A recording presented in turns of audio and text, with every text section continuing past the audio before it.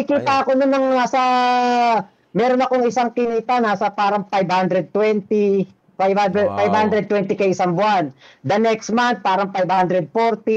Basta, puro half million yun, yung aking kinita noon. At bilang isang dating OFW lang, na noon lang nakahawak ng malaking pera, talagang very thankful. Kaya nga talagang solid talaga ako sa kanya. Sumolid ka talaga. Ako sa kanya. So anyway, so kung ganun pala, tama lang siguro na hindi kanya pinapasweldo, tama?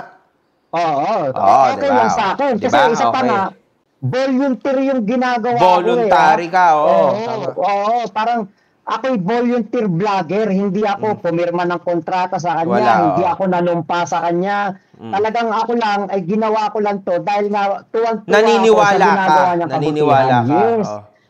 Is bilang isang Marcos, bilang isang gumagawa ng humanitarian sa panahon ng pandemya, yun talaga ang naging, parang sabi ko, bihira to. Hindi to ginagawa kahit ng mga politiko noon.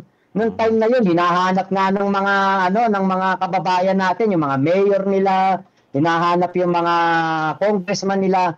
Pero merong Francis Leo Marcos na pinapakita niya, wala tong COVID sa akin. Walang alcohol, talagang kung mamigay, kung makipagkamay, kasi yung sasakyan niya, dala-dala niya yung sasakyan niya, may dala siya mga pagkain, talagang lilibot yan doon sa may EDSA o kung saan man siya mapunta, mamimigay ng pagkain. Walang pinipili kay sidewalk vendor, kay street sweeper, kay siya ay pulube, binibigyan ng pagkain.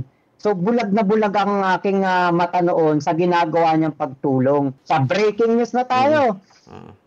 Ako nun lagi akong puyat noon dahil nga sa kanya mga live streaming. Ini-edit ko isa-isa, minsan natutulog ako umaga na. Talagang ang tulog ko noon, pag nakita kong nag-play na yung 8 o'clock in the morning ko na vlog, matutulog na ako noon. Ngayon, nung isang beses na na natulog ako, maya-maya ginigising ako ng aking partner, ng aking asawa. Ngayon, nung ginising na ako, sabi na, Mac, tignan mo to, si FLM.